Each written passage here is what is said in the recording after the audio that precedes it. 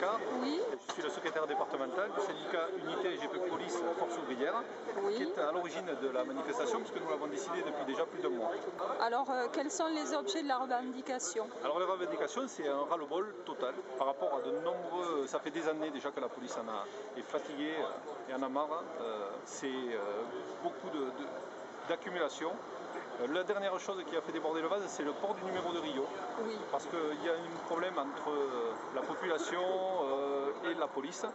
Et le ministère de l'Intérieur n'a pas trouvé mieux que, contre l'unanimité et l'avis contre de l'ensemble des syndicats, de mettre en place ce numéro de Rio pour régler les problèmes entre la population et la police. C'est pas ça qui va régler les difficultés.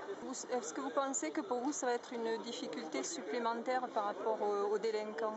Non, ça peut être une difficulté parce que on s'attend à ce que le numéro qui sera trouvé soit tagué dans les cités. On mettra le numéro du policier comme étant celui-là voilà, qui vient, qui nous contrôle souvent.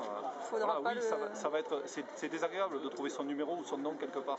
Alors est-ce qu'il y a un risque, un sentiment de menace derrière ça qui se dessine? C'est pas le sentiment de menace, c'est le sentiment qu'on a l'impression qu'on est traité comme du bétail.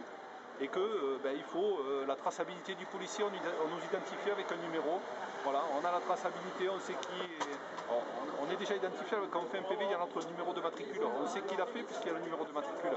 Quand on est en patrouille, on fait un départ en patrouille, il y a le numéro, il y a le départ en patrouille avec des effectifs qui sont dedans. Donc on peut très bien identifier qui est où. Donc pourquoi nous rajouter ce numéro de Rio qui met la colère dans le monde policier et qui n'apporte strictement rien, sauf une dépense importante pour l'État. Alors à votre avis, pourquoi justement le ministère de l'Intérieur a pris cette décision à l'encontre de vos avis? Parce que j'imagine qu'auparavant on vous a posé la question, enfin j'ose espérer. Oui, ça a fait débat et d'ailleurs c'est pour ça qu'il y a eu 2 réunions. Et voilà. Sur ces 2 réunions, enfin il y a eu plus de réunions, mais il y a eu deux fois le vote, 2 fois vote total contre. Oui. Malgré tout, ça passe en force. Oui.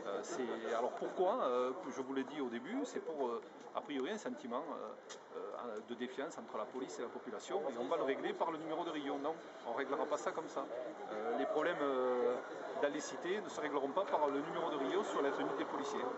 Et est-ce que vous sentez que pour vous, ça va être une pénalité supplémentaire pour vous permettre de faire votre travail correctement sur le terrain?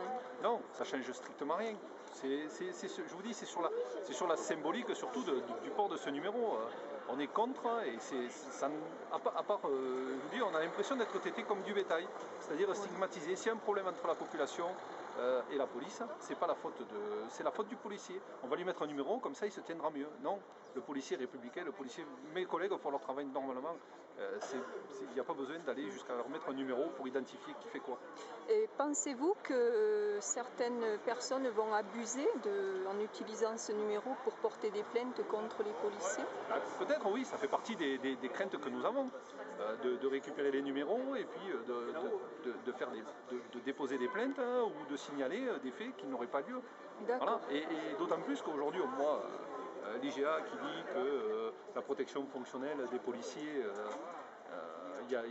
coûte cher à l'État et qu'il y a un excès de certains policiers. Oui. Mais c'est scandaleux de pouvoir entendre de tels propos.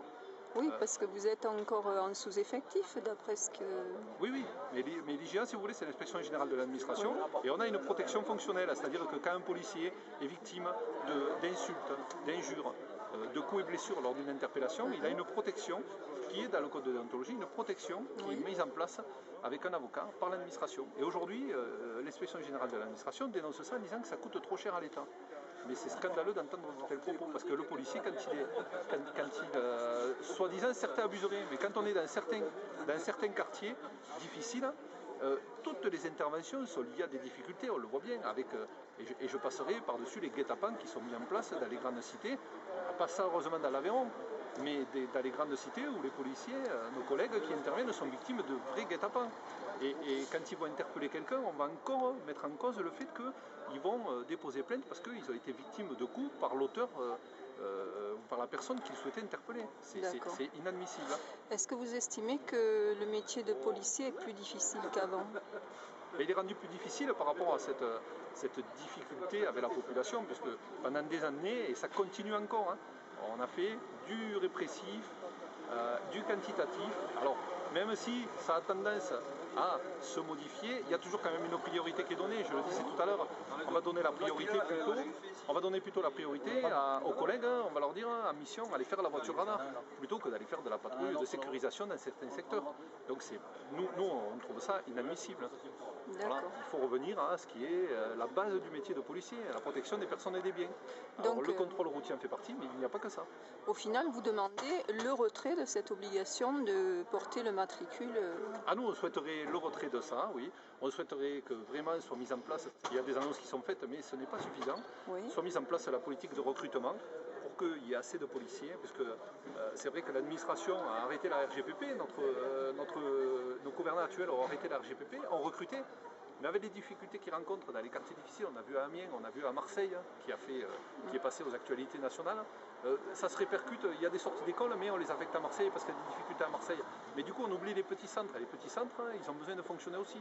Donc comme on est moins nombreux, on décale les repos, on prend les gens ailleurs, on presse le policier, parce qu'il y a moins de monde, mais on lui donne des missions en plus, mais on continue.